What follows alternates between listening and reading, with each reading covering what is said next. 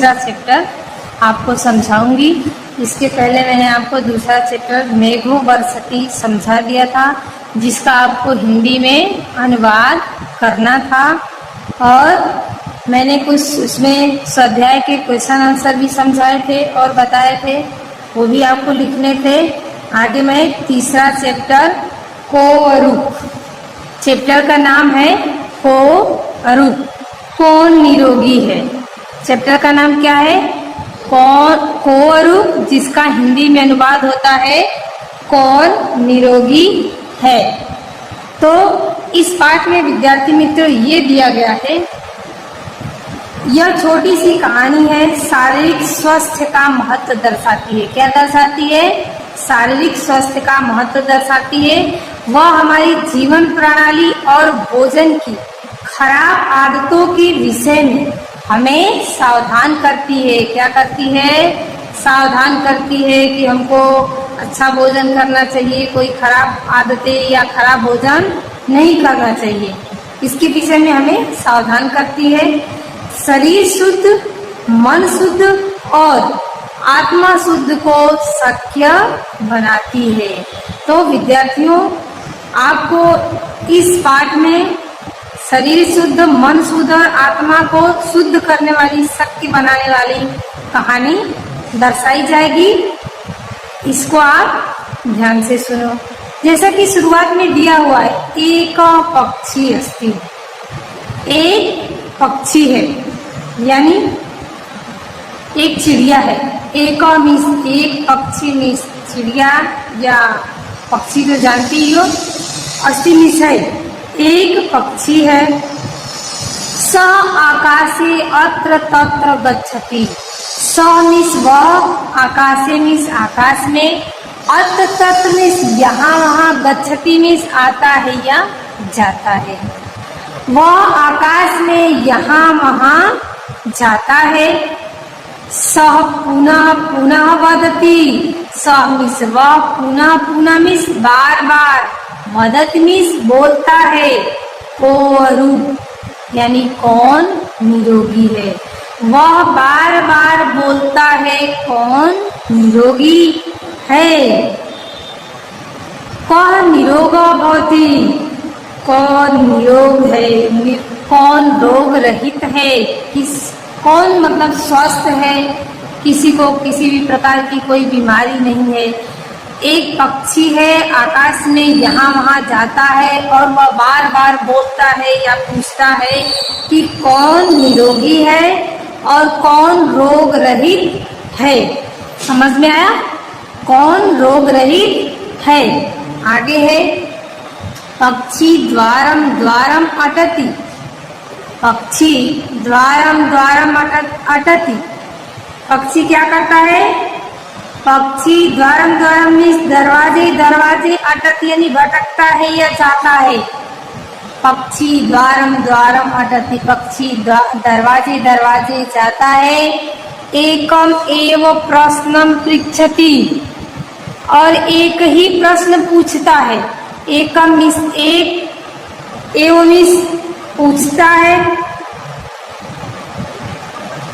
एवं एकम एव प्रश्नम, एक ही प्रश्न पूछता है। जना उपहासम कुर्वन्ति, जना मीन्स लोग,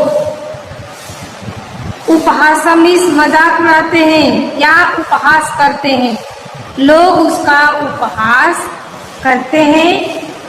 कोयपि उत्तरम न ददाति, और कोई भी उसका उत्तर नहीं देता है। पक्षी निराशा भवति, और पक्षी हताश हो जाता है यानी निराश हो जाता है। समझ में आया? पक्षी द्वारम द्वारम अटति, पक्षी दरवाजे दरवाजे भटकता है। एकम एव प्रश्नम पृच्छति, और एक ही प्रश्न पूछता है कि कौन निरोगी है। कोअरूप, कौन निरोगी है। जना उपहासम कुर्वन्ति, लोग उसका उपहास करते हैं, मजाक उड़ाते हैं। कोयपि उत्तरम न ददाति, कोई भी उसका उत्तर नहीं देता है। पक्षी निराशा भवति, पक्षी क्या होता है फिर? निराश हो जाता है। क्या होता है? तो निराश हो जाता है। आगे है तीसरे पैराग्राफ में, सः वनम गच्छति, वह वन में जाता है। कहाँ जाता है? वह वन में जाता है। वृक्षे उपविशन्ति च, और वृक्ष के ऊपर बैठ जाता है। कहाँ बैठता है वो? तो वृक्ष के ऊपर।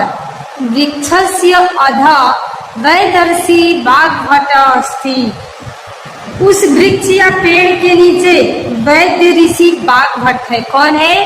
वैद्य ऋषि बाघभट। और वृक्षस्य मीन्स उस पेड़ के नीचे वैदर्शी बाघभट है। पक्षी पुनः वदति, पक्षी पुनः यानी पक्षी फिर से बोलता है, कोरुक कोरुक, कौन निरोगी है? कौन निरोगी है? इति बाघभट श्रोति, और बाघभट सुनता है। पक्षी बार बार यही बोलता है, कोरुक कोरुक इति, कौन निरोगी है? कौन निरोगी है? तो बाघभट सुनते हैं, फिर वो जवाब देते हैं। सः वदति, आगे क्या है? सः वदति, फिर वो जवाब देते हैं, हितभुक मितभुक ऋतभुक इति। क्या कहते हैं वो? हितभुक, हितभुक यानी हितकारी भोजन करने वाला।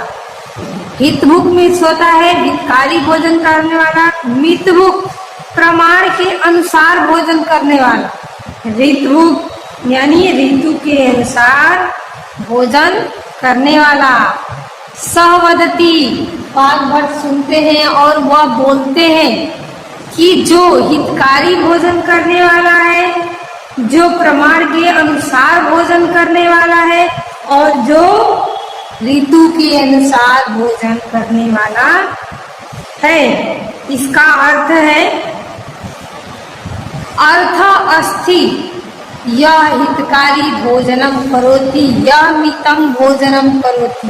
अर्थ अस्ति का अर्थ होता है कि जो हितकारी भोजन करता है, जो प्रमाण के अनुसार भोजन करता है, और जो ऋतु के अनुसार भोजन करता है, वही निरोगी है। और जो ऋतु के अनुसार भोजन करता है, वही निरोगी है। तो विद्यार्थियों, फिर से एक बार मैं इसको समझाती आपको। सः वदति, वह बोलता है। कौन? बाघभट श्रोति, बाघभट सुनते हैं तो फिर वह बोलते हैं। हितभुक मितभुक ऋतभुक इति, हितकारी भोजन करने वाला और प्रमाण के अनुसार भोजन करने वाला और ऋतु के अनुसार भोजन करने वाला।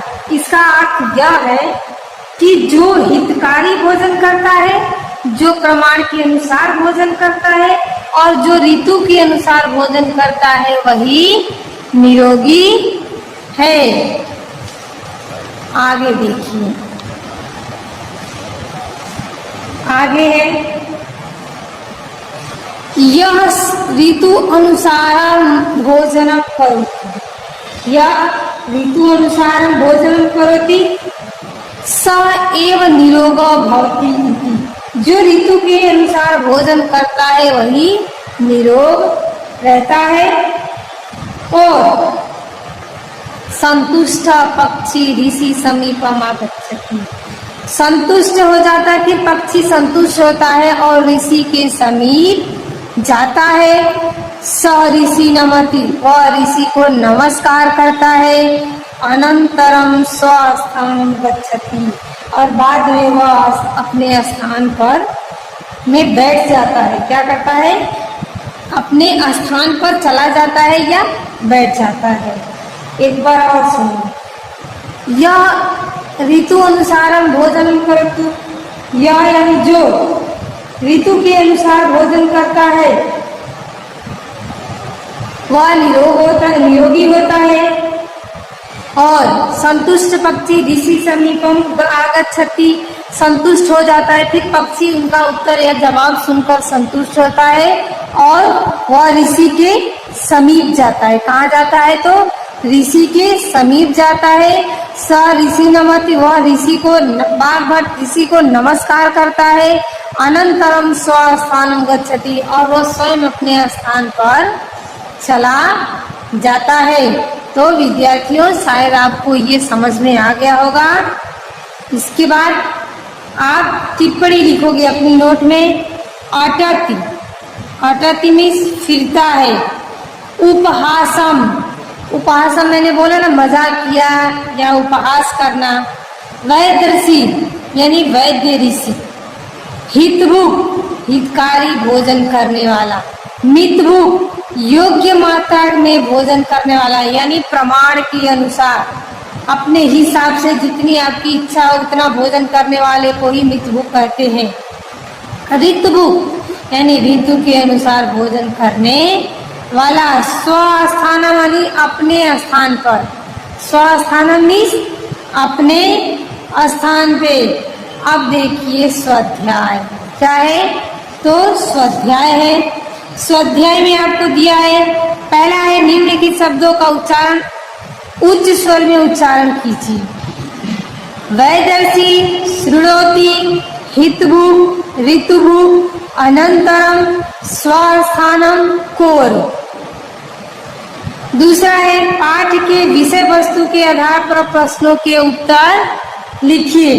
पहला है पक्षी किम वदति, पक्षी क्या बोलता है, तो हमारा उत्तर होगा कि पक्षी वदति कोरुक इति। पक्षी ये बोलता है कि कौन निरोगी है। पक्षी क्या बोलता है, तो पक्षी बोलता है कि कौन निरोगी, तो हम उसका संस्कृत में आंसर देंगे पक्षी वदति कोरुक इति। आगे है वृक्षस्य, पक्ष दूसरा है पक्षी वने पुत्र उपविशति, पक्षी कहाँ जाके बैठ जाता है, तो हमारा आंसर होगा कि पक्षी वने वृक्षे उपविशति, पक्षी वने वृक्षे उपविशति। वृक्षस्य अधः क अस्ति, वृक्षस्य अधः क अस्ति, वृक्ष के नीचे कौन बैठा है, हमारा आंसर होगा वृक्षस्य अधः वैदर्शी बाघभट्ट अस्ति, वृक्ष के नीचे वैदर्शी बाघभट्ट बैठे हैं। ऋषि किम वदति, यानी ऋषि क्या बोलता है, तो हमारा आंसर होगा ऋषि वदति हितभुक मितभुक ऋतुभुक अस्ति सह आरूक भवति इति। इसका आंसर यही होगा। आगे है संतुष्ट पक्षी कुत्र आगच्छति, संतुष्ट पक्षी फिर कहाँ चला जाता है, तो हमारा आंसर होगा संतुष्ट पक्षी ऋषि समीपम आगच्छ। संतुष्ट पक्षी कहाँ जाता है, तो संतुष्ट पक्षी ऋषि के समीप जाता है। उसको हम संस्कृत में लिखेंगे संतुष्ट पक्षी ऋषि समीपम आगच्छति। तीसरा है पाठ में से क्रिया आधारित शब्दों को खोजकर निम्नलिखित स्थानों पर आपको लिखना है। जैसे लिखा है गच्छति, अस्ति, वदति, उपविशति, भवति, अटति, पृच्छति, कुर्वन्ति, ददाति, शृणोति, करोति, नमति और आगच्छति। हमको ये खाने भरते हैं लिख के। पहला है गच्छति, दूसरा में लिखेंगे अस्ति, तीसरा में लिखेंगे वदति, आगे लिखेंगे उपविशति, उसके आगे लिखेंगे भवति, उसके आगे लिखेंगे अटति, उसके आगे लिखेंगे पृच्छति, उसके आगे लिखेंगे कुर्वन्ति, उसके आगे लिखेंगे ददाति। बस। चौथा है उदाहरण के अनुसार वाक्य रचना कीजिए। जैसा पहला दिया है भिक्षुक, पोस्ट में दिया है गृहम, यानी भिक्षुक कहाँ जाता है, तो हमको खाली जगह में लिखना है भिक्षुक गृहम गृहम गच्छति। भिक्षु कहाँ कहाँ जाता है, घर घर जाता है। वैसे ही पहला है श्रीगाला वनम वनम भ्रमति, नृप नगरम नगरम गच्छति, ऐसे लिखना है हमको। वनम वनम भ्रमति। नृप नगरम नगरम गच्छति, साधु तीर्थम तीर्थम पश्यति, पक्षी द्वारम द्वारम अटति।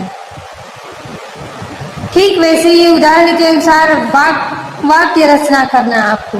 जैसे पक्षी वनम गच्छति वृक्षे उपविशति च। पहला है छात्रम, छात्र विद्यालयम गच्छति आसनम उपविशति च।